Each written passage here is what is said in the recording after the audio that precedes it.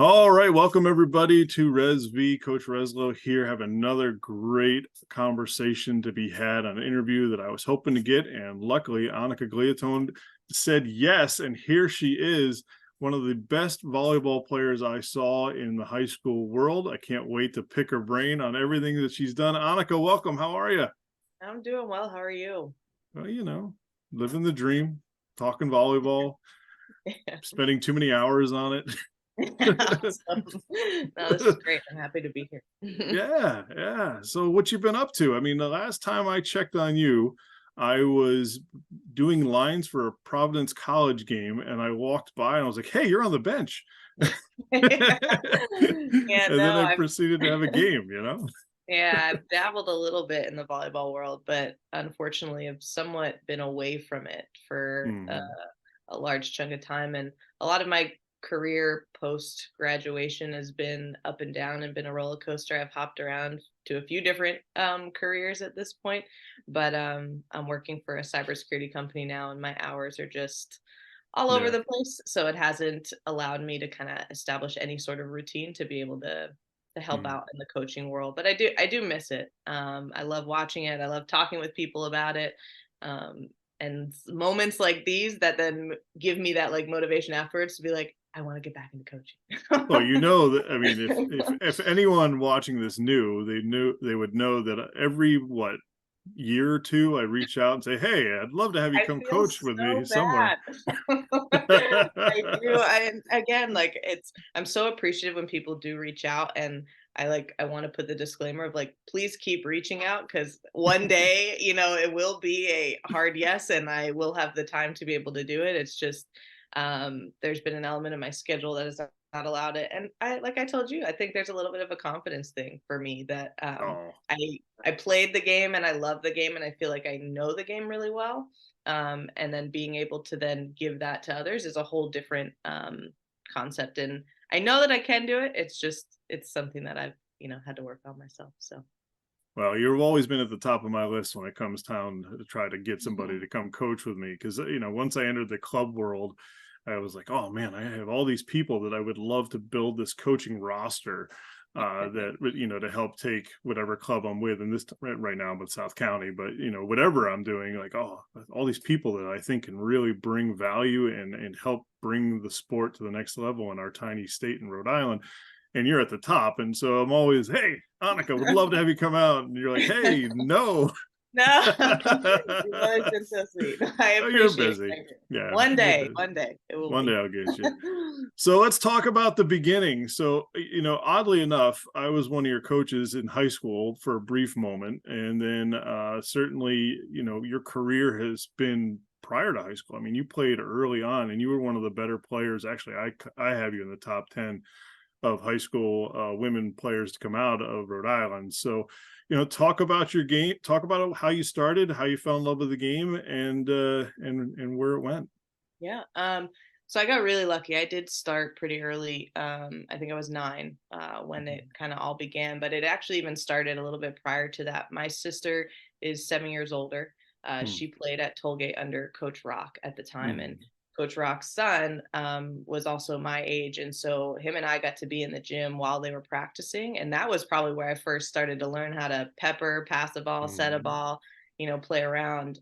When I turned 9. Bob Schneck from URI and Diane Short, who was coaching at Brown, ended up starting a club team. And they mm, ended up separating it into a Northern Rhode Island, Southern Rhode Island kind of thing. And I mhm, ended up leaning towards the Southern Rhode Island crew. So I was a part of the Rhode Island Junior Rams from when I was 9 years old up until my senior year in high school. And I got to play again club prior to even getting into high school, which yeah, at the time was kind of unheard of. Like prior to that, like my sister started playing when she was a freshman in high school. So mhm, for girls, it wasn't a sport that people got into early on. And mm, again, super blessed and humbled to have started at that age. Because by the time I got to high school, like I was loving eat, sleep, breathing volleyball, every single minute of every day. And I got to play high school and then club season in the spring. So I was really being able to play year round, which was awesome. And then my senior in high school, I ended up switching to glass volleyball because the Hmm. Rhode Island Junior Rams kind of fizzled out. And yeah, then took my career to Brown, which was Hmm. also like a wild ride in itself because it wasn't a school that necessarily was on my radar.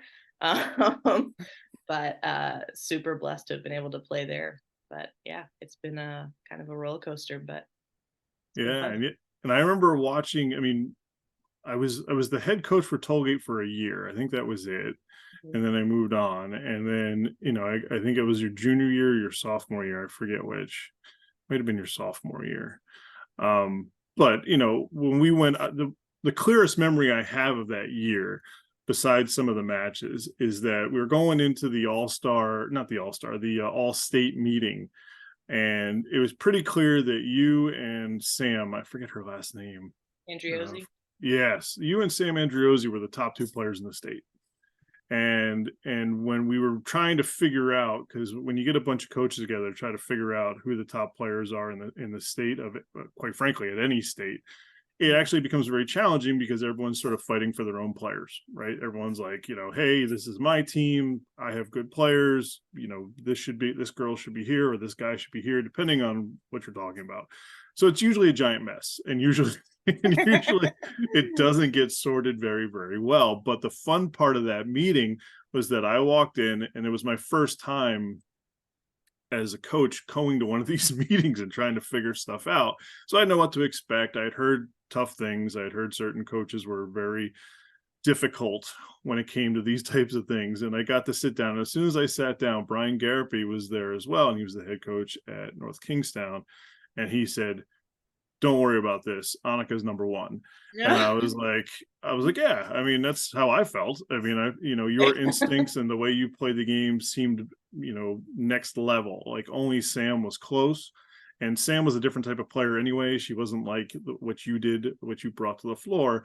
And so, the meeting started, and Brian stood up like only Brian can, and walked to the thing and said, Annika's one, Sam's two. And that's where we begin. And I was like, sweet. Made your job easy. So now I'm just like, all right, I'm just gonna sit back and like, all Yeah. right, go get them, guys.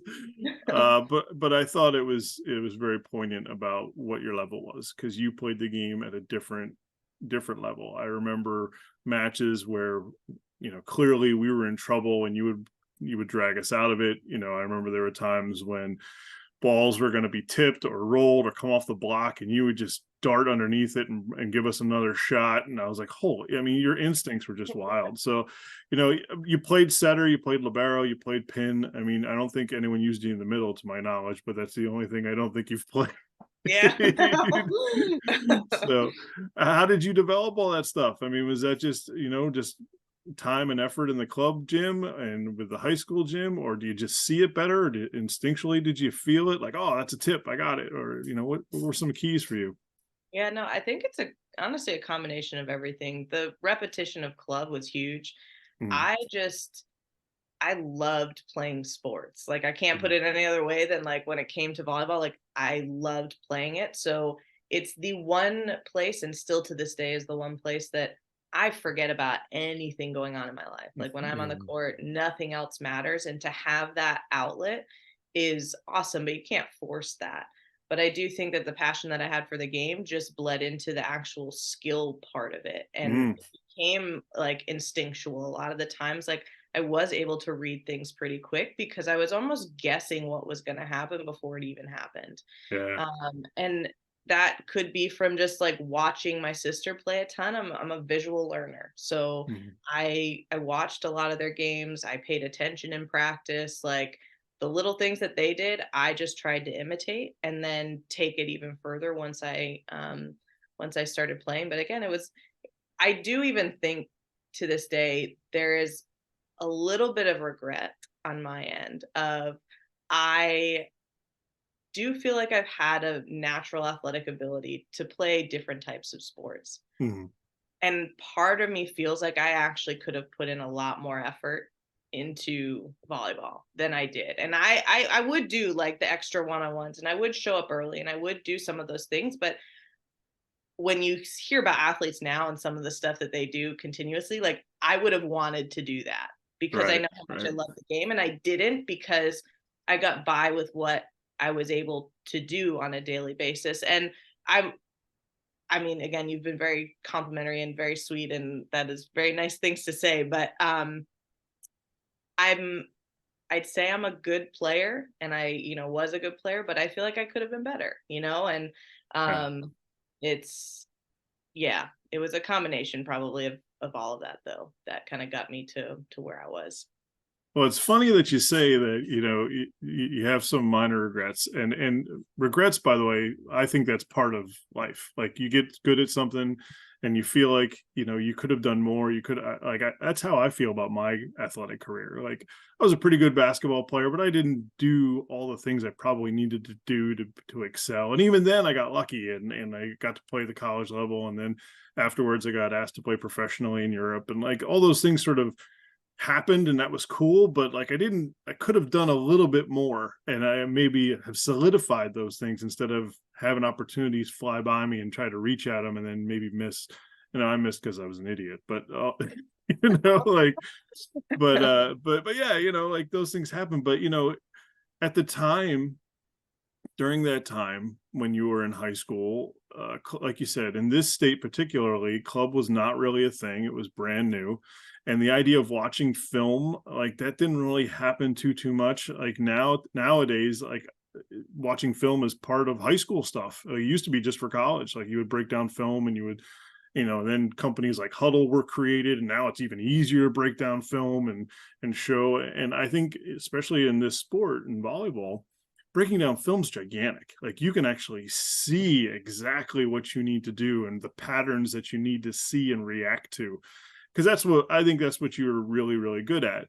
I mean, you're an athlete. You were an athlete. You still are an athlete, um, and like, you have all the Sometimes. skills. Yeah, right. I mean, I know my athleticism is fading real fast, Yeah. uh, but you recognize patterns really fast. Like, that was one of the things that I remarked. You could recognize, hey, the way this situation's unfolding, this is the result. I'll be in this spot, and I'm going to clean this up, and then I'm going to get a swing of my own, and I'm going to put the pressure on them. So I think your pattern recognition, it was through the roof as a high schooler, and then clearly being able to play Division I volleyball, you're pretty good. Like, no one, not many people get to do that. I mean, I think they say the percentages are, for collegiate athlete in general, is 5% of the population of the Mhm. United States, and then Division I, it's like 1 or 0.9% of the population get to go do it. So you were pretty good. I mean, I totally feel you on the, I have regrets on certain things, but you know, you were solid. And even when you mentioned about the film thing, I don't know if you know this, but my dad filmed, I'm pretty sure, almost every single game since I was 9 years old. Mm, And it was the high school matches, the college matches. He would film it that day, especially when I was in high school. I was still living at home at the time.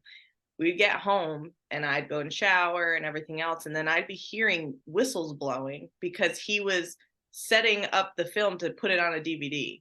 And so he was nice. watching the game at night. Yeah, And there were yeah, times where I'd go and sit in there and watch it. So yeah. I was in a way watching film, not to the Mhm. degree of breaking it down, right? But it was that constant repetition of when you start seeing things over and over again and you start seeing the same players do the same things, you can kind of guess what they're going to do. Yeah, But I think people sometimes don't think that that is going to be like a strength that they can like pull from it in a way of like, if I watch this player multiple times, I can really start to figure them out versus like just showing up and trying to kind of outsmart the game. But yeah, I was kind of watching film like even that's without so awesome. realizing it. So that's probably what. Yeah, no, that's I mean, I tell people all the time, look, when I coached you, I was a terrible coach. Like, I'm way better now than I was back then. But what I tell people all the time now, that, volleyball is physical chess, and it's all about recognizing patterns early. And no one's doing anything on the volleyball court that hasn't been done before. There's no groundbreaking things. Like, no one's, attacking differently than they did in the 1970s. The only thing that's happened is that the speed of the game has sped up a little bit. It's a little faster now than it used to be. and there's definitely some more preparation that goes in than it used to, but it's still recognizing patterns. Like the body can only do so many different things, and even if you're speeding up the game and the set tempo's fast, you still can only do a couple of things based on what's happening in the play. And when things go wrong, what happens when things go wrong? That's when you really can clean up things. You can really get extra points by, oh, that set went past the, and this is a very simple example. Oh, that set went past the antenna. Obviously, she can only go angle now. We set up, we pick that up, and we run counter offense and score. So, but that's, I mean, that's what it's about, recognizing patterns. And the more you do it, the better you're going to be. And you can, like you said, predict when that's going to occur. All right, this play, I've seen this play 1,000 times. I know she likes to tip here. Pick it up. Now run an offense right back. So yeah, the 10,000 hours they say of being an expert in sport, it's really pattern recognition along with muscle memory. So those two things are going to occur through those 10,000 hours. 100%. So, and it took you to Brown. And by the way, who's the color commentator for Brown volleyball right now? It's me. Yeah, I did hear that. I know, that's amazing. Yeah, Congrats on that, by the way. It's a wild ride. The only reason I'm there is because I worked at NCSA for a year. I was their men's volleyball expert. So NCSA is Next College Student Athlete. Great company. They help players, get to college and find programs to play for. And really nice, a lot of nice guys, a lot of nice gals. They do a real nice job over there. I ended up having to leave after a year because it just didn't fit my schedule with my family and all that stuff. But I got to meet somebody named Caitlin Bobrook, who was she was at NCSA, almost 4 or 5 months before I got there, might even be longer. And she was my trainer, and she helped train me. And then the best part, Annika, you would have loved this. She goes, I think I know you. And I was like, oh, you do? She's like, yeah, you were the head coach at Johnson & Wales for men's volleyball. I'm like, yeah, I have 12 years. And then I started doing my little spiel. And she goes, yeah, I got to hang out with Donnie Diaz. Like, Donnie played for you, right? And I'm like, oh, no. Donnie hated me. Yeah. Now, Donnie and I are good now, and he's made many apologies for how he was as a kid. And by the way, I was a knucklehead as a kid too. So I'm pretty sure that the good Lord was sending Donnie to make me pay my respects for how I treated my coach when I was that age. But I was like, oh yeah, I have no idea. But anyway, after I left, Caitlin left NCSA as well, and she was good friends with Taylor Virtue, who became the head coach at Brown. And then, Taylor hired Caitlin, and they were talking about something, and they're like, yeah, we need a new announcer, a broadcaster for volleyball. And Caitlin's like, I happen to know a guy. Awesome. And that's sort of how I got world. involved, and I've loved it. It's been so cool. I'm so grateful to Caitlin and for Brown University for giving me that opportunity, because it's been super neat. I've been doing, I used to do broadcasts for JWU, and I still do stuff for Wentworth. I've done a little bit for Riviere, and also done some for Endicott. But this is the next level. Like I'll never forget, Annika, I sat down for my first match, and they're like, all right, camera's on, talk about what you're going to do. And I'm like, I've never been on camera before. I mean, I've done this type of stuff, but I've never been on camera for ESPN Plus. And I was like, holy smokes, here we go. And oh, dude. And then we have instant replays. We got TV timeouts. Like, it's just a whole new world. But yeah, enough about my nonsense. Talk about your time at Brown. Like, you played for Brown for 4 years. Yeah, no, even just getting there, I actually, like I said, Brown wasn't on my radar as a school that was a potential option. And when I got to be a senior, I was actually potentially going to be going to Springfield. That was what I had been talking to the coach at the time. The name's escaping me. He was a long time coach there. Yep. And I thought about doing the PT program there, so it was kind of like a perfect combo. And then the option of Brown kind of again came out on a whim. Diane thought that I was going to URI, and then she realized that I didn't really have any, I hadn't had a decision yet. So I started talking with her, and ended up applying, and somehow got in. And It's magical how when coaches want you, you somehow get in. It's yeah. it's really amazing. Yeah, no.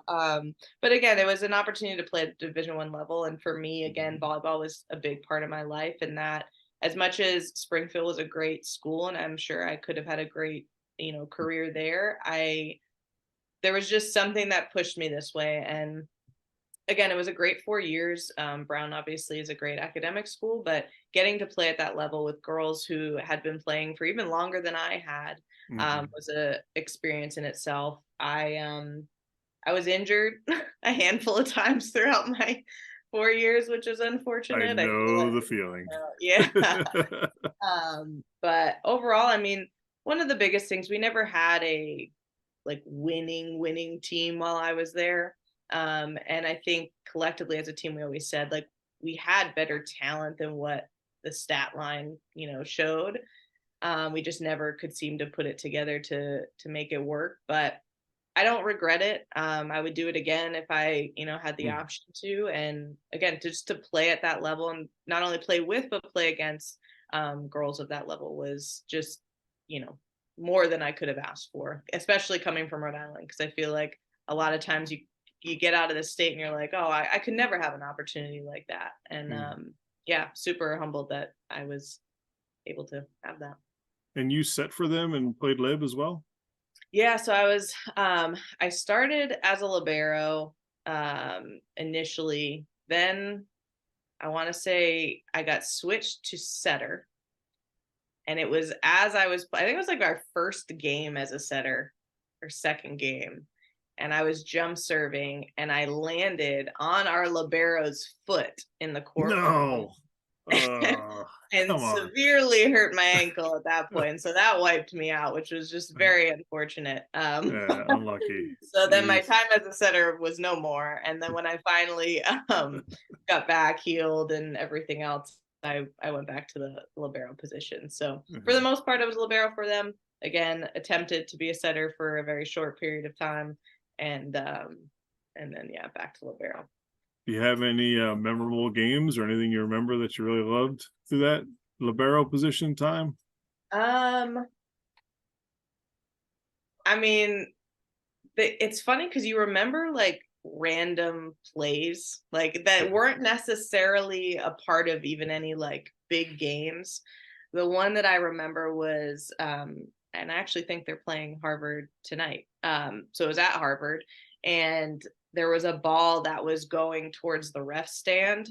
And it was funny because it felt to me so much bigger than what it was. But I literally climbed the ref stand in the process and like banked the ball back into the court. And now, mind you, as the ball was flying out, everyone thought like, dead ball, like point done. But when I Yeah. finally got it back, like my team was like, oh my God. And we ended up winning the point. And then I remember going back and looking at the film, and it really doesn't look as cool as it felt in the moment. Like I felt like Superwoman, like trying to fly up the ref stand. But yeah, no, I mean, again, there's not necessarily anything like any time specific that like really stuck out to me. It was just yeah, some random plays that I still remember to this day. But other than that, overall, I had a good experience, and I going back to kind of how I became the player that I am. Like there's a grit inside of me. Like I don't like to Mhm. lose, and so I approached that every time I got out on the court of like I'm not letting that ball drop for the life of me. And if that means Mhm. me flying my body on the floor, I'm gonna fly my body on the floor.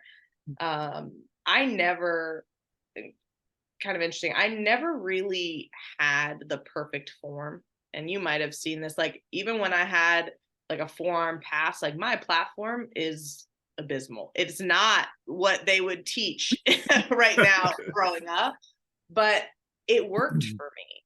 And I'm Yeah. so appreciative of the coaches that I've had over my time that never tried to change it. I think there's an element of if what you're doing isn't working and a coach tries to change it, okay, be open to like trying something new. But I was able to get passes to target. I was able to set, I was able to do some of these things that coaches were like, well, if it's working, I mean, why are we going to like make her do this? And I tried, and I really did try to do the perfect form, and it was worse. So they, they let me keep the skill set that I had. And I even remember actually Diane Short was running one of the Brown volleyball camps. She had me there helping out, and she had asked me to help her with the defensive players and show them how to dive and roll.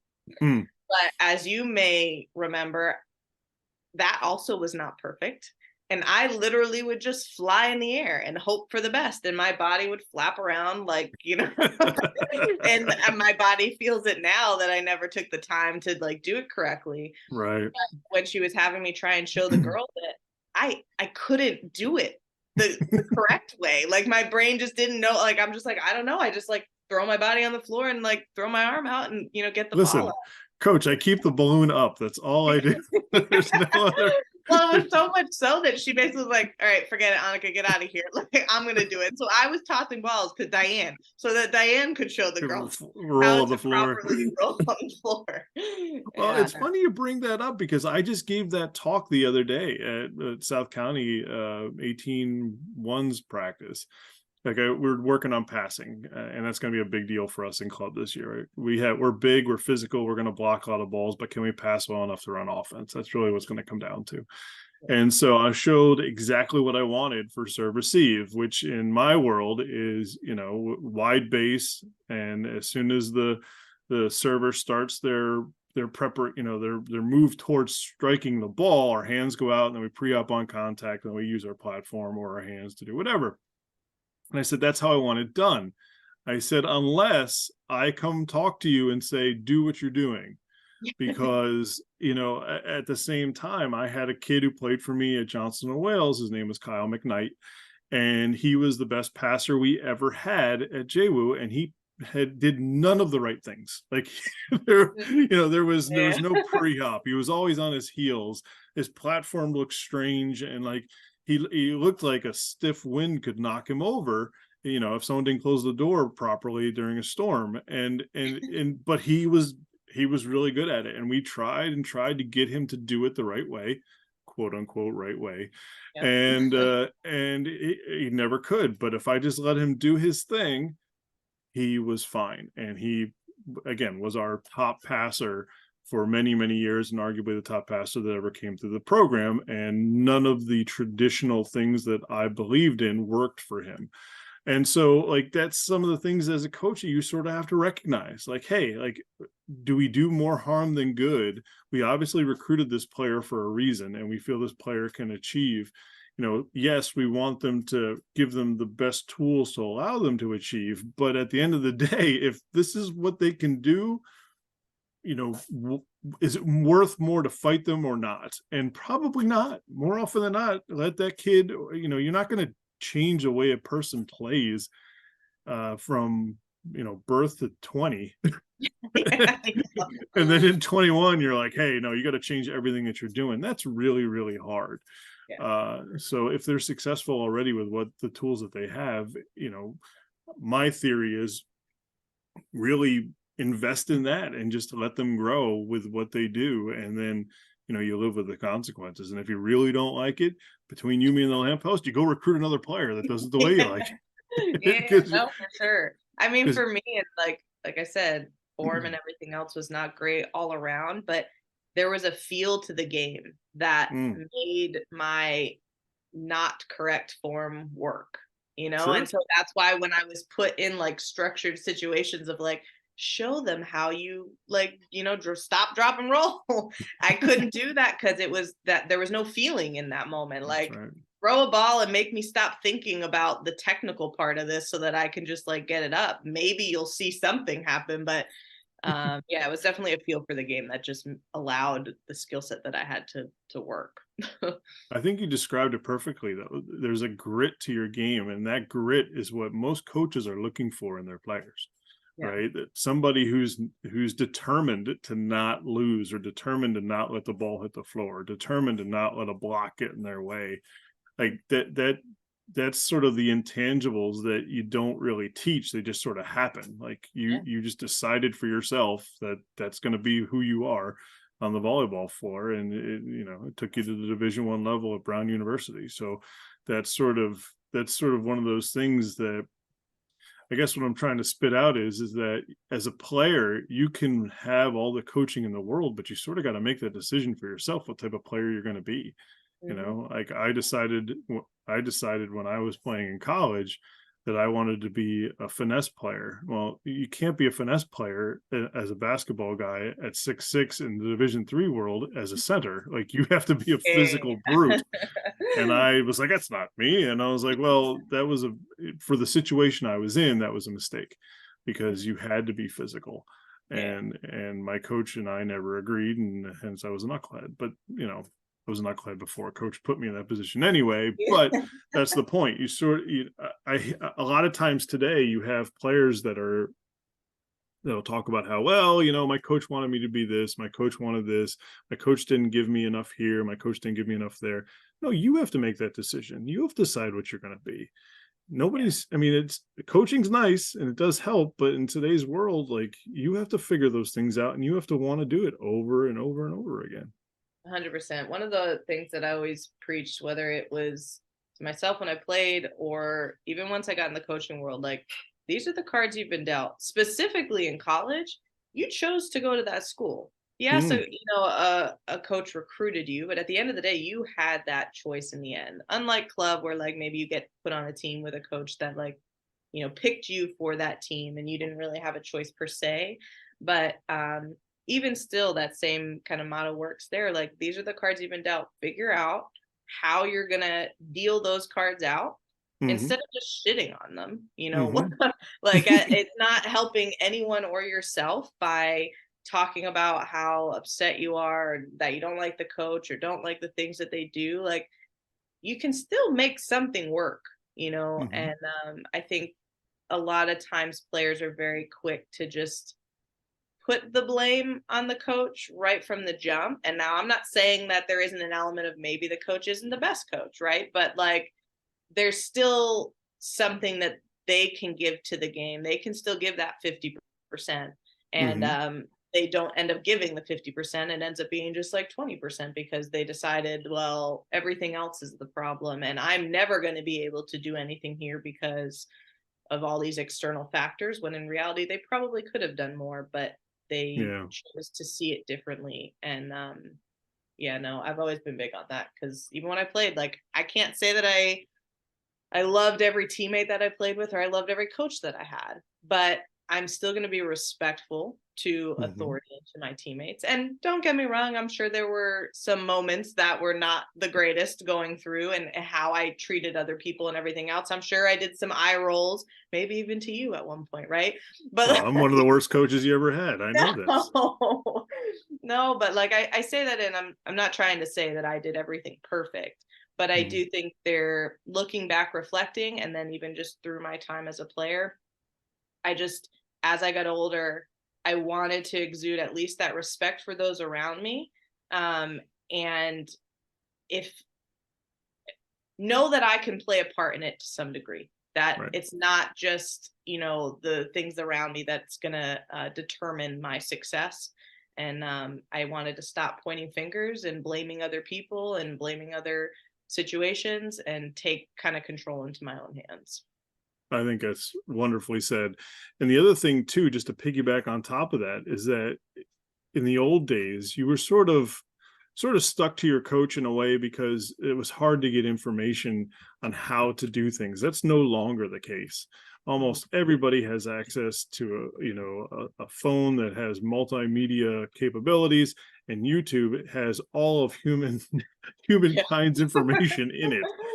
So if you want to learn how to do something, Yeah. type it into YouTube. There'll be a video on how to do it. Mhm. And volleyball is no stranger. You can type in anything on YouTube and find out, oh, how to pass the right way, how to pass the wrong way. And again, who's right way, who's wrong way, but you'll see different options and people show you. They'll teach you like it's out there to be taken. You just got to go do it. Yeah. And again, I think you're right. You said a lot of things there that I agree with. Like when you're a young person, it's really easy to just throw all the issues that you have at the feet of somebody else and not really take responsibility or take control of the actions that are going to make things better for you. And that comes with just maturing. Like as you get older, you sort of realize like, Yeah, it was probably me. Yeah, exactly. Like I look back on my career, my coach and I did not get along at all. Jim Walker at Moravian College, and Coach Walker was a good to great coach. Like I don't know if I put him in the great category, mainly because we didn't achieve. There are times where I think things could have been better now, looking back and as a coach myself, but he was very good, and I was the problem. It was not him, it was me. I was an idiot. And so, I was a selfish kid, and I didn't understand the world, like and I felt like certain things were put against me, and it cost me a very good college career. So at the end of the day, at age 40, in my 40s, I'm looking back on it going, yeah, Mm. it wasn't Walker, it was myself. And then Oh, and you got to man. kind of live with that. But the kids and the players at the college level that recognize that, you're a work in progress, and there's people that help, but at the end it comes down to you. Those people become very successful at the college level. If you start blaming coaching staff and other people, you're wasting energy on stuff that can make you better. Mhm. And I think that's what ends up happening. But yeah, I mean, look, we've all had players that we haven't really liked Yeah. and played with. We've all had coaches that were kind of like, yeah, I don't know if this guy knows enough, or this girl knows enough, or am I getting the attention that I need? But I love the way you described it. You have to control those actions. You can make that happen, and then don't worry about them. Yeah. Like No, 100%. utilize. Yeah. One of the things that I remember doing pretty often, and it might sound worse than I feel like what it actually was, but a lot of times you'll have a coach and they'll tell you, "Oh, stand at this particular spot in the court when this player's hitting." And I now, having also been on the coaching side of it, I can see both perspectives. At the end of the day, when you're a player on the court, you're seeing something different than the coach that's standing on the sideline. It's two different perspectives that I think when they come together can make a really great pairing. Mm, But there are times where one or the other does see something that is pivotal. And for me, there were times where a coach might tell me, stand here, but it goes back to the feeling. There was something that told me, like, if I stand there, I'm gonna get like banged again. Like I need to, mm, maybe stay a little bit more towards the center of the court, whatever it was. I pretty much, and that's kind of how I took it into my hands of like, am I going to choose to go against what the coach is telling me to do? And there's potential I may fail. Like if I choose to go back into the center of the court and I get dinged now off to the left of me, I got to own that like I mm, didn't do what the coach told me to do. mm, But if I move to the center of the court and I actually get a pass from where I thought that the ball was going to go, then I can let that sit in of like, okay, I made like a good choice. And it kind of builds my confidence in a way of like how I'm seeing the game.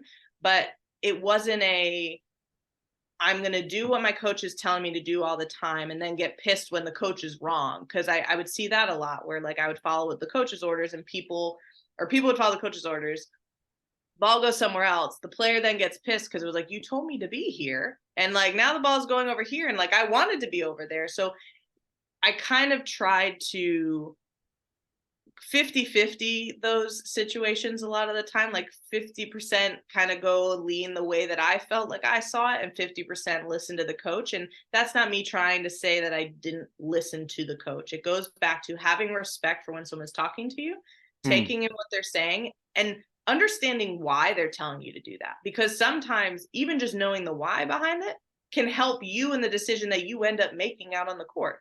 Right. Maybe it's a combination of what I'm seeing and what they say to me that ends up changing my decision too. So I think there is an element too as a player that you, at the end of the day, are the one out there making That's that right. play. If you Yeah. see something else and you feel very strongly about it, and as a coach, I've said this now, like do it. Like I'm going to trust in you as a player that you see that, but also take ownership in the fact that you may be wrong.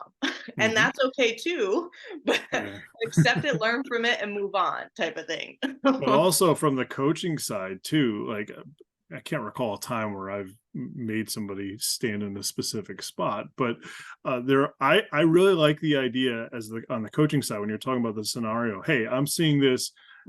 Be right here for when this happens. And then if a player makes a different decision or goes somewhere else, like the first thing I'll say is, if you made the play, awesome play, man. Like, if it had gone the other way, you get to come sit with me, as sort of like as a kidding thing.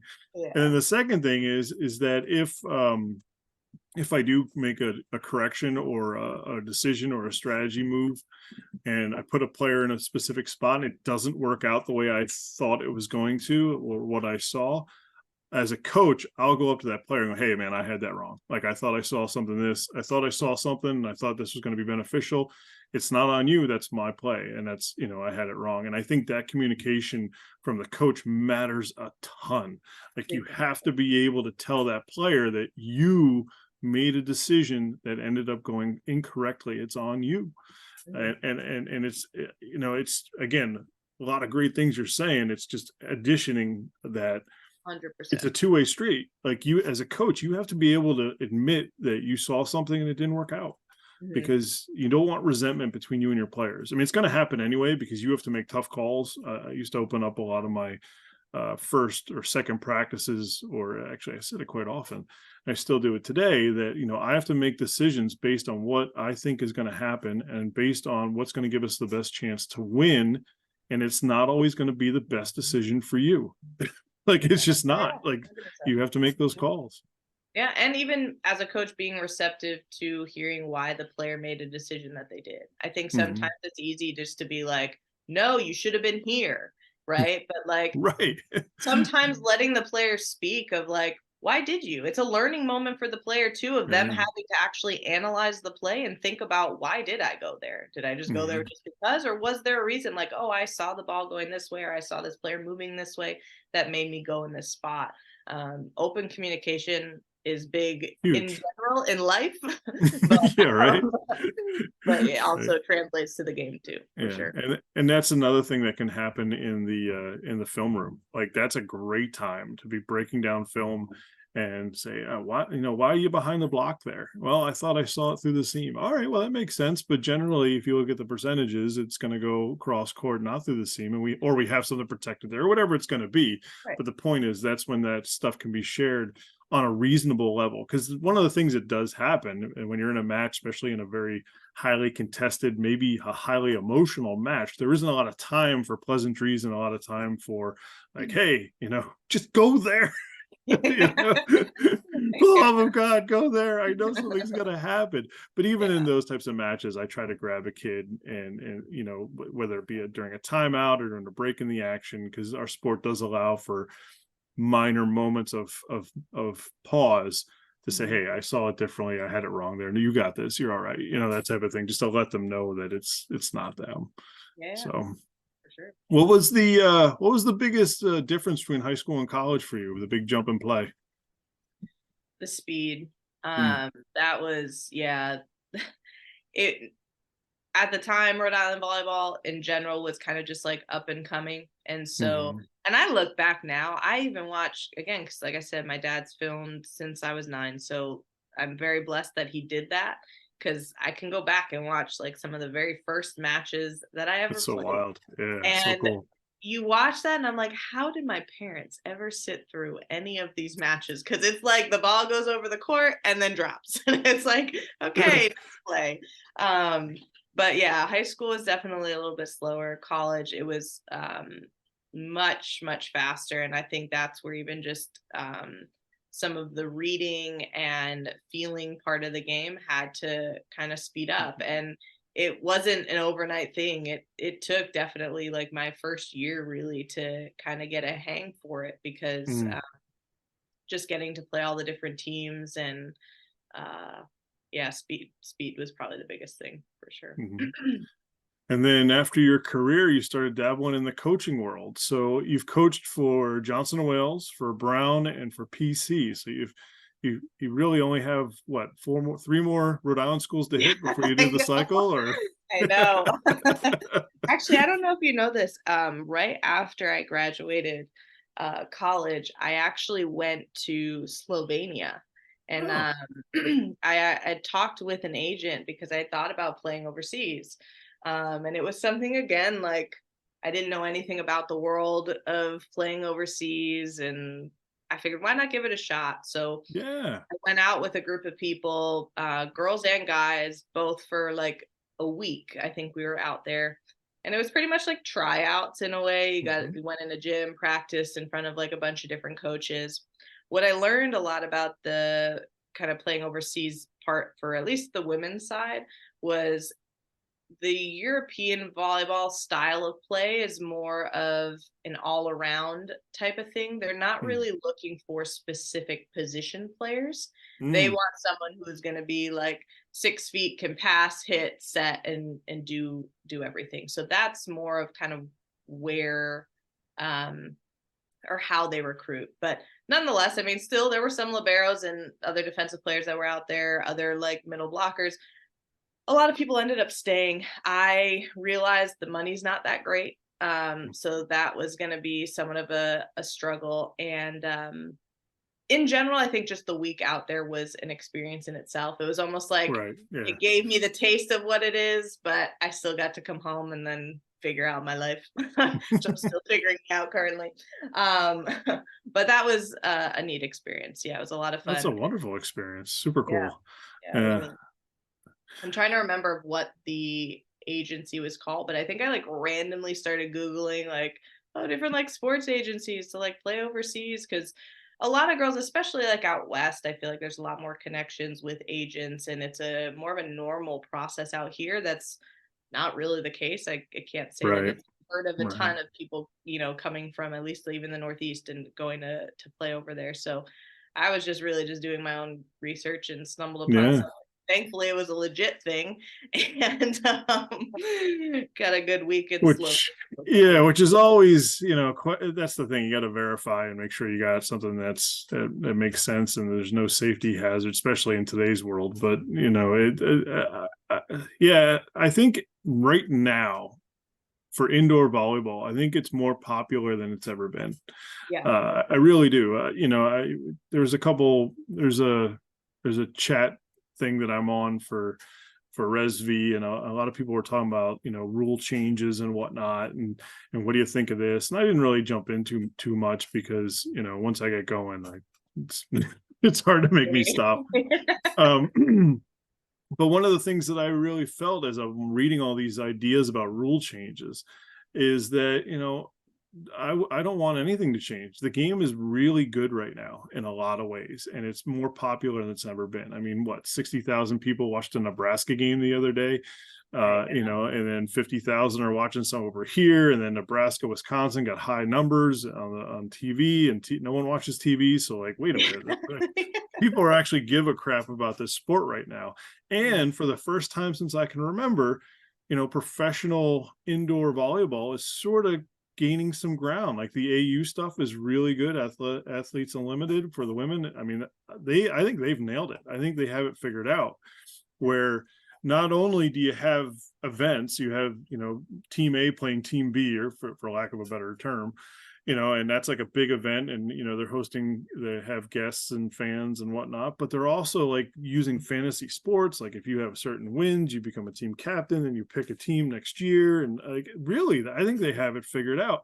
And for the men, the VLA is starting to become something, like it's starting to actually grind in, and actually I'm going to start a VLA team in Rhode Island, so I'm pretty excited Hey, about that. that's Yeah, exciting. Rhode Island Outcasts, here we go. Yeah. But the point is that I think the game is as popular as it's ever been, and Mhm. and because of that, maybe if the professional leagues really take that next turn, players like yourself back in that situation aren't thinking, the only chance I have to play professionally is over in Eastern Europe or in Europe, but maybe the United States becomes a professional thing that would work, because it has worked for basketball, it Mhm. has worked for football. And actually soccer is now pretty grounded. Like it's the professional league is solid. So I think those opportunities are now growing. I mean, I don't know how you feel about it, but yeah, I think it's as popular as it's ever been. For sure. Yeah, no, the game's definitely more prominent than I can remember, and it's awesome to see, and I think it helps create more opportunities for people, and just people are talking about it more. Like again, Mhm. like growing up, like it wasn't a sport that people were talking about, so you Right. kind of then had to take the initiative to search for those things. Like I didn't know Mhm. who to talk to about playing over, even Mhm. like college coaches at the time. Not that they didn't have much knowledge of it, but it wasn't it wasn't as big, I think, as it's becoming. And so it's nice to see, especially in the sport that I love, that it has as much traction as it does nowadays. Yeah, I mean, only only certain people, especially during when you were in high school, really followed volleyball in the Rhode Island world. I still think it was it had gotten pretty big in California and certainly in the Midwest there were some good teams. But really, volleyball was only popular during the Olympics, and then it would die, and it was over, and that would be it. But I will tell you this: my grandmother, she passed. I want to say um, like 6 months ago, or maybe 5 months ago, 6 months ago at 101. Wow. Yeah, Amazing. but Mhm. she, up until she moved away from Rhode Island, which was, in her late 80s, whenever I would see her, I had a 60% chance that she would ask how you were doing No. because because That's so big time Swedes, you and I are our families, and sweet. at one point somehow we got talking, and I mentioned that I'm coaching the team, and Annika Gliottone's our setter, and her family are very Swedish, and then and from that point on, anytime how is Annika doing? You got to tell her that we're rooting for her. Yeah, that's adorable. He was a sweetheart, man. Peace unite, you know? Yeah. So talk about your coaching stuff. Like, so you've coached for assistant coach for a couple of teams and certainly have had success in those arenas. You know, what do you like about coaching? What have you learned? Um, Again, it kind of was a full circle moment getting to be Mm, in a coaching role. When I got back from that whole overseas thing, I remember I was talking with you specifically because you were the one who ended up helping me, I think, get that job at Johnson and Wales. mm, And it was interesting because I also thought, like, I just graduated, like, how could I take on this role like so soon after? And to switch your brain too, like, you go from like I was literally just playing like months ago to now like mm, coaching girls and how to do it. It didn't feel right, but at the same time it felt right. Like, I can't explain sure. it any other way. It Just to be able to get the perspective of a coach, what they see, what they deal with on a, like, daily basis, like, it's different. Like, you have one vision of it as a player, and you have everything that you could think of. Oh, this coach sucks, or why did this coach decide this? And then once you're in that position as a coach, you Mm. understand, like, there's certain decisions that need to get made, and there's certain ways that you have to handle situations with players. And it humbled me, I would Mm. say, big time, because I thought I definitely had a lot of respect for the coaches in my life, but it is not an easy job, and I don't think it gets enough credit as it should, just because you are working with, and this is girls or guys, like, a group of individuals that have varying personalities, and you are trying to make them one cohesive unit.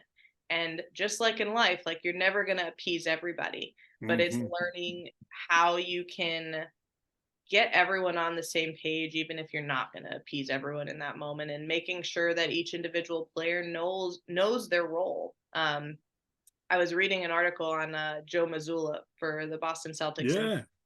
he was talking about how he had specifically taken his, like, third and fourth unit, or second and third unit, whatever, specifically in film, just them, and was talking to them. And the guys were saying how it was important, how he was able to just look at them one on one and say, "This is your role. Like, I recognize that you may not be going in the starting lineup. I recognize that your minutes may be slim, but here are the things that we need from you and want you to do in the moments where, say, our team's up by 30 points, like it was the other day, and they got to have the reserves go in, or say, like, flip flop, the team's down, and it's like, what we need from you in these moments, or say we just want to put you in because you've been shooting threes like really well in practice, and like we Mhm. might have a chance with you if you go in these moments." I think people players feel valued when a coach can really break it down Yeah. individually to what the role is for that player, versus trying to cast like a net on the whole team of, like, this is what I need you all to do. No, it's not Right. like that. Every individual player contributes a specific thing to the game, and that was something that I think I really have a lot of respect for now, having been on the coaching side. Like, I saw a little bit as a player, but you see it differently when you have to make the decisions with that grouping of people. So, Yeah, the recognition that human beings are massively complex, mhm. and none of us are wired the same way. I mean, there's certain things that we sort of agree on, or certain things that we, oh, I buy into that. But at the end of the day, every individual player that's on your team is massively complex. They have wants and desires. They have lines that they won't cross. They have things that they won't believe in.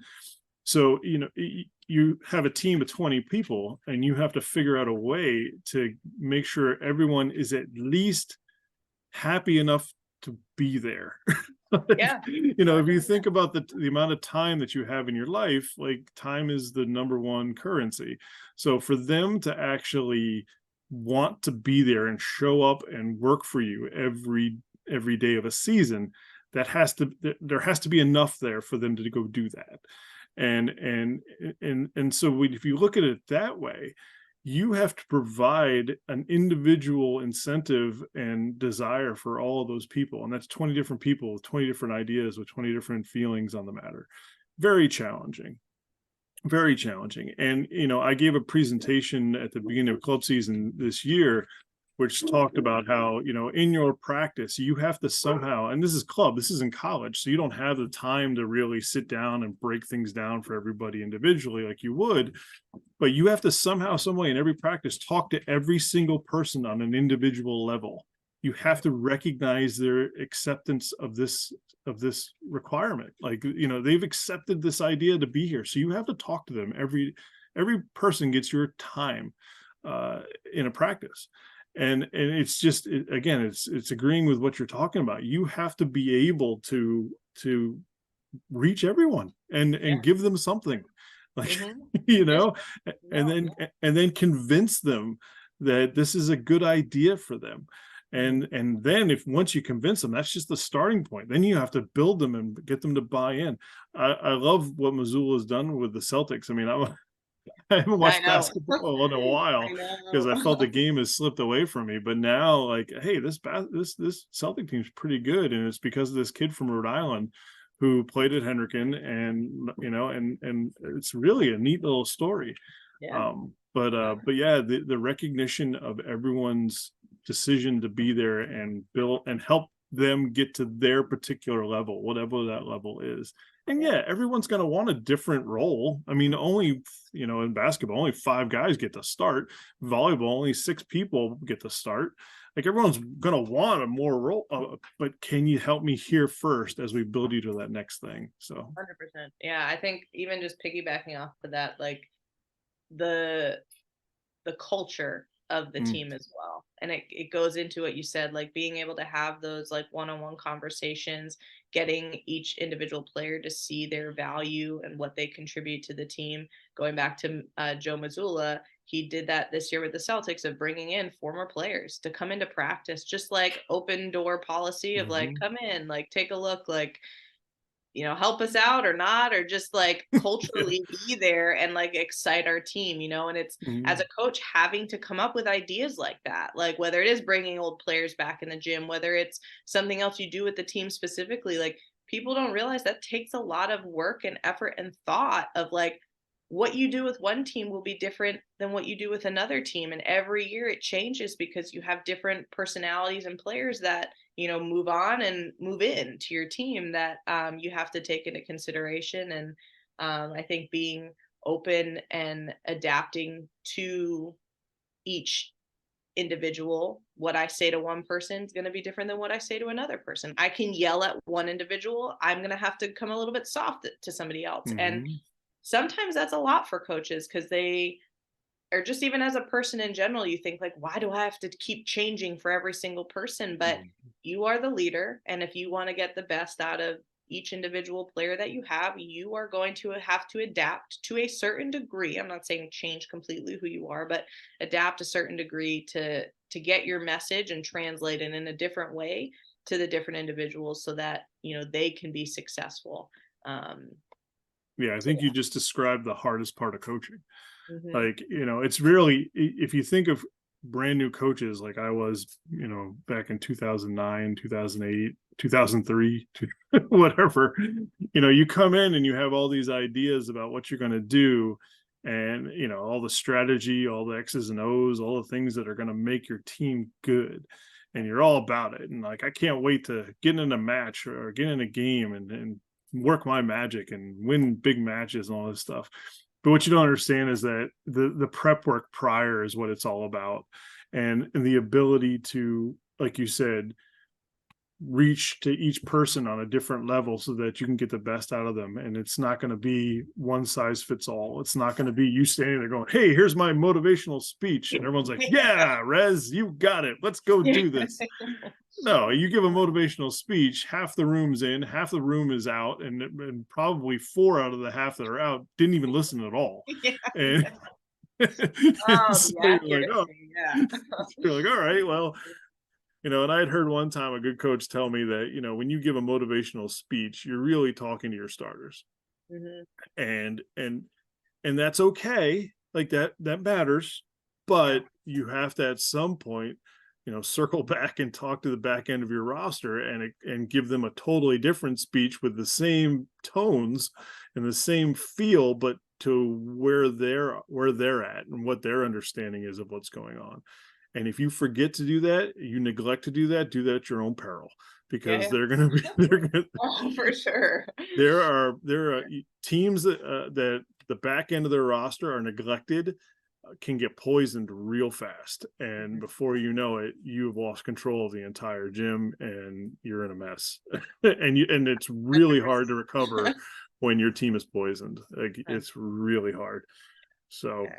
And yeah, even more it's so too, like, you can there are times where you can try so hard and you could have exhausted all options with even certain players to try and get them on board. And like you said earlier, I think hit the nail on the head. Like, just even happy to be there, like, mhm. that's big. To be able just to be happy to be in the gym and everything else, you've accomplished something. But there's times where you can exhaust all options and the player still isn't happy, and you just Mhm. have to know as a coach, like, not say give up, but like, you've done everything that you could in this moment, and at this point, like, it is on the player, and you have to then do the best to get the rest of the team not necessarily to see that, but to still be on the same page as you and recognize, like, until this other player buys in, we Well, need to the other stick thing the other thing too, and this is the other hardest part of being a coach, is knowing when to cut bait. Like, yeah. it is unbelievable, because that was one of the things that I failed at probably throughout my entire career at Johnson& Wales, because I always felt I could get somebody on board. Like, give me enough time, I can get them all, I can win them over, I can get them on, and then we're going to be really cooking with gas. And at the end of the day, there throughout my career, each team probably had two or three guys that probably just should have gone done something else with their time. And there were some other stipulations that made things hard. Like, we were the second half of my career, like, it was really pushed that we had to have full rosters. So we were sort of mandated to keep 20 plus, and that's really challenging. Like, that's hard when that's coming from up top. Big team, yeah. But but at the end of the day, like, if I look at every team that I coached, and we made it to the semifinals a couple of times, and we had some big upsets, we did some cool stuff, but there's probably on each team probably two or three guys that I felt I could bring them in. I could get them where they need to go. I can get them to buy in. And I spend all this time and energy to try to get it done. And in the end, they were never going to buy in. And knowing when to cut bait, when to say, all right, look, this isn't working, that's a huge skill. I mean, that's a skill that, by the way, that's really relates to real life. Like, when to cut bait on people that work for you, when to cut bait on a situation that doesn't make sense, when to cut bait on a relationship. Like, those are really hard skills. And the most proud I've been in a while was recognizing that my time at NCSA had to end for my family life and the things to continue. Like, hey, I recognized early this time that this is not a good Yeah. fit. I loved working there. Like, I liked a lot of what was happening, and I loved the people. But at the end of the day, I was like, this isn't sustainable for me, and it's better to do this now and get them searching for somebody who can do this for them, than to kind of string them along, and then my level gets lower and lower and lower because I just can't do what I need to do. But yeah, when a coach has to cut a player, or where they know that this player is never going to really buy in, and now it's become a cancerous situation, like, oh, that's so hard. That's a real tough thing. Yeah, for sure. 100%. And I don't think players realize that at all. Oh, I don't well, think because the parents. players that you end up cutting or, are thinking of cutting are the ones that think they should be starting. Right, And but also the players on the team, like, none of the players on the team, none of the parents, none of them realize how hard it is on a coach to do that. They think it's just a callous, and all right, they didn't buy it. They didn't want to do what I asked them to do, so I got rid of them. No, most coaches agonize over that moment, like, just agonize. Like, they're like, yeah, my God, I recruited this kid. I felt I could change him. Like, I thought we could make this work. This could be a key to our success. So it's not just a flippant, I'm done with this kid. It's more like, dear God, like 2 weeks of trying to figure out if you're going to do this or not. right. And again, like the parents aren't privy to the conversation and what's happening in practice and behind the Mm, scenes. So it's a skewed perception when they see that happen too, because they don't have all the information. They're getting it one-sided, and even the players don't completely know all the conversations that you might have had with the player right. beforehand. And so it definitely it's not an easy decision, and I wish there was a little bit more understanding of how hard that actually is, because at the end of the day, I'm pretty sure, I think if you surveyed 100 coaches, all 100 of them would say, I'd prefer not to cut a player. Like, I'd Yeah. love to have, Hmm. but like there are times where unfortunately it is, toxic to the team's culture and the overall success of the team. And it doesn't mean that that player's not a good player either, right? Like, they could potentially find another team and be really successful. It's Hmm. just, it goes back to, you have these certain personalities that are all trying to mesh together, and you as a coach have to kind of puzzle piece that to make it fit. And sometimes just have the wrong puzzle piece that's like sitting on That's the table right. for another puzzle that's like, I've got to go You put in the other belong in that box. puzzle over there. Yeah, yeah. This is not the right puzzle. You need to Yeah. go to the puzzle 4 states away. Right. Yeah. Yeah, exactly.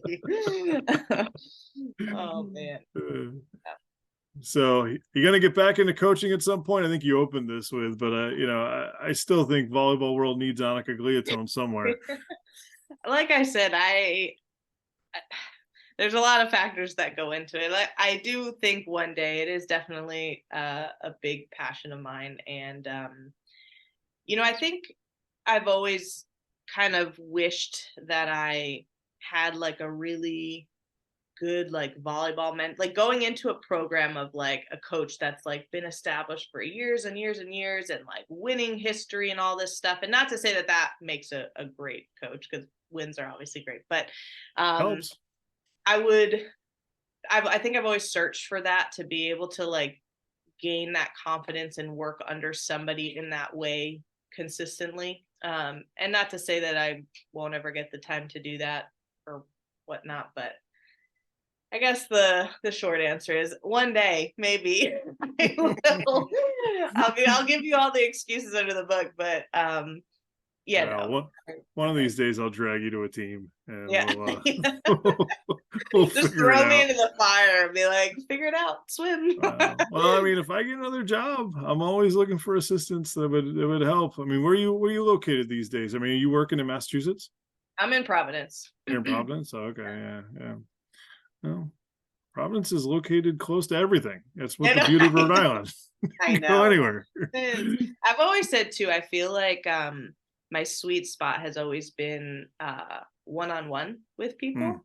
mhm. I've never been good with big crowds and talking and everything else. So that also could potentially be why the coaching scene hasn't always been something that I'm like, oh yeah, like love to do it. I love working with people. I love like analyzing and trying to get people to work together. So that is a part that, as much as it is challenging, I do love.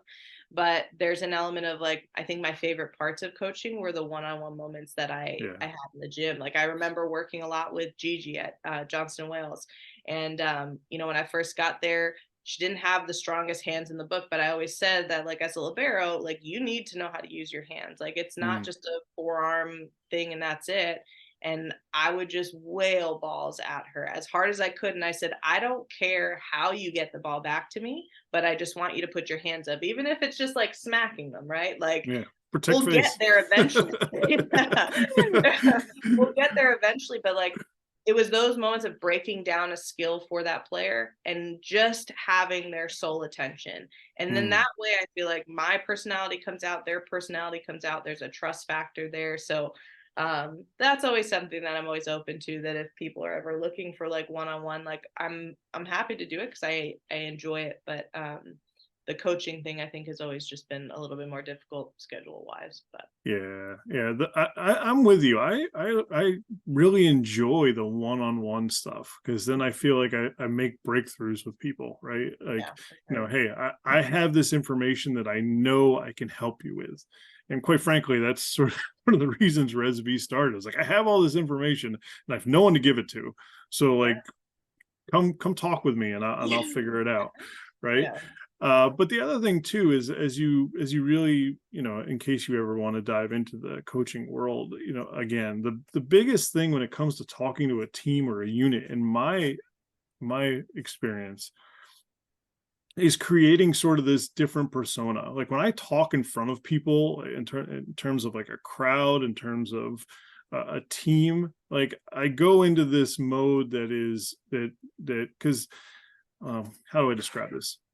As a fellow Swede, like taking the Swedish culture, we don't take uh positive stuff well. Like we're always sort of talking down about ourselves. Like, I wasn't that great. Hmm. I didn't really think about that stuff. I wasn't when I try to do something, but I know I'm not going to do great, but hopefully I get some. That's a very Swedish thing. And by the way, I found that out proof positive from watching this documentary about these Swedish guys that were behind all the pop music in the 90s. Really Oh, interesting stuff. Like, oh, cool. You'll have it to give me the started, name of yeah, he it. started with ABBA, and then like it started, and like it's about why Swedish people dominate pop music and no one knows about it. And it starts with ABBA, and then it goes Yeah, into no, you'd have to send sort me of that. these That's other, cool. the other big three, Roxette and Ace of Base, and then you have the behind them were these Swedish guys who gave all this pop music to Britney Spears and whatnot. And anytime they tried to highlight those guys' achievements, they're like, we're not really good. I mean, we just sort of we just I like it. but when you're talking to a team and you're talking to a group of people, you have to believe that you are the shit. You have to believe, like, and so for me, I had to sort of create a different persona, which quite frankly is another thing that became ResV, which is, hey, I do know a ton of stuff and I am the best coach here and I am going to teach everybody how to get good at this. And Mhm. and so when I start speaking, a different Coach Reslow, I guess you could say Scott Reslow and Coach Reslow are two different things. And then Coach Reslow's like, yeah, this is how it's going to be done, and here's why. And if you don't believe it, you can go find another place to play. Yeah. And once you start doing that all more often and often, you believe it. And now, like, I don't mind talking to anybody, any crowd about volleyball, because I feel that number one, I know as much as anybody, if not more. And quite frankly, another little secret of my life, for most of my, the first half of my JWU men's volleyball career, I felt like I was an imposter. Like I was a basketball guy. What was I doing this volleyball stuff for? And so Yeah. I was just sort of pretending to be a volleyball coach. I don't pretend anymore. I'm the best volleyball coach. Right. you know That's Now, right. does Scott Reslow believe that? No. Like I'm still a work in progress, and I look at all my failures and go, geez, is that really what I am, as opposed to what Coach Reslow believes. But when I turn into coach, there's nobody better. And that's sort of what you have to believe when you take control of a team, whether you believe it or not internally. Like they have to believe that that's what you think. 100%. And And then from there, you make your team, you deal with you encourage your strengths, strengthen up your weaknesses, try to make good decisions, and then try to get everybody to their next level. But you have to believe that you're that good so that they actually believe that you're that good. And then inside you can be like, nah. Well, that's what I was telling you earlier. Like for me, there's a confidence thing, and I don't think I've adopted that persona yet, Yeah. because you can have people tell you all day that you're Mm-hmm. great, you'd be good at it, and I've heard that a lot, right? But I have to believe that myself. And Mm-hmm. just like you said, like I know go if I were to take a coaching job and I haven't believed that yet, or created a persona that does believe that, I will never get the players on board with me, because if I'm looking disheveled and not confident in the decisions that I'm making and can't make decisions and everything else, they're going to say nope, we want no part in this, and then you've lost your team before you've even started. And Yeah. so I guess that's kind of where I know my strengths and I know my weaknesses, and one of my weaknesses is knowing that like I need to get to a place where I can enter a team and know that I'm going to command the attention of the room, and not in an arrogant way, but more of like I'm ready to help lead this team and give my knowledge that I have to them, and hopefully they buy into that, versus me going in being like, well, I think I know what I'm doing, and like I've kind of done this before, but I'm not really sure. Well, the only way you do that, Annika, is you jump in and do Yeah, it. right. Yeah. Like that's the only way you do it. Because I know, if you look at me as a coach for Johnson and Wales in 2009 when I started versus when I left in 2020, they're two different people there. Mhm. In 2009, I had a way of doing things that sometimes worked, sometimes didn't. There wasn't enough understanding. There wasn't enough extra work that needed to be done. But then 2020, and it's funny because in 2009, I inherited a mess. Like I had one good player, maybe two, and the rest of it was a nightmare. Like my first practice, I only had four players, and I'm like, I don't know how I'm going to compete if I only have four players. Like that's going to be a problem, right?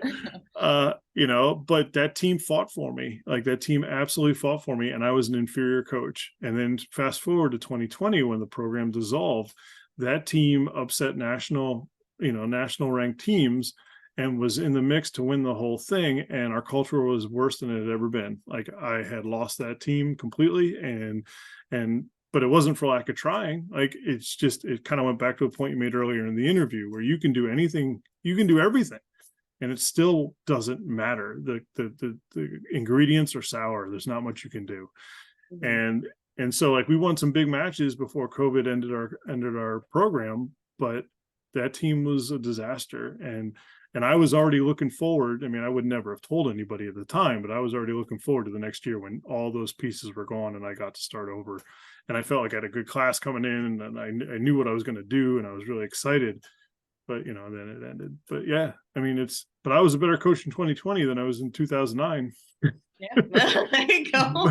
No, for sure. Repetition and doing it over and over again, you start to learn and you build that Yeah, confidence. And yeah. it's true. Like you don't always necessarily go into anything the first time thinking that, you're the greatest thing in this world, right? Like that Mm-hmm. confidence has to build up. And Just dive in and go for it, and then you're going to get burned. You're going to have cuts. You're going to have issues. It's not going to go well, but every time it happens, it's a learning moment, and then you get better and better and better.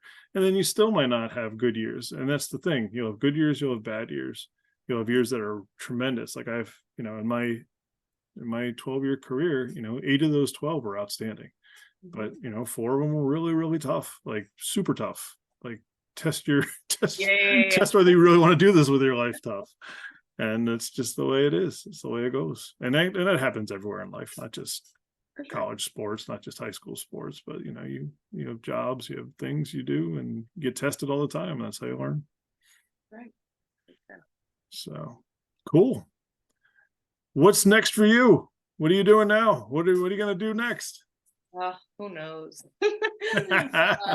And like I said, my careers have been a wild ride up and down all around. Like I said, I'm working for a cybersecurity company now. Who knows Mhm. where I'm gonna go next, what I'm gonna do, but I learned a lot in the hopping around different careers. I think for Mm, me, I just want to be in a place that's valued and there's culture and you're mhm, appreciated in the workplace, which is funny because I mhm. feel like it's a lot of what I wanted as a player, right? Like you want a Sure. culture and you want like, so Yeah, those yeah, are yeah. the things that's important to me that translate outside of volleyball that I don't really care so much about what I'm doing so long as I'm in an environment that Mm. I enjoy. And as of right now, who knows what my next career move is? I'm sure volleyball will somehow always be around in some capacity, whether it's me going to watch volleyball, me helping out with the team, me, I don't know. But you keep asking, like I said, one day,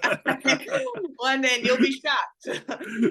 Well, um, yeah, well, I look forward to that because I would love to work with you again. But Annika, thank you so much for your time. I really appreciate it. It was wonderful talking with you again. Super cool.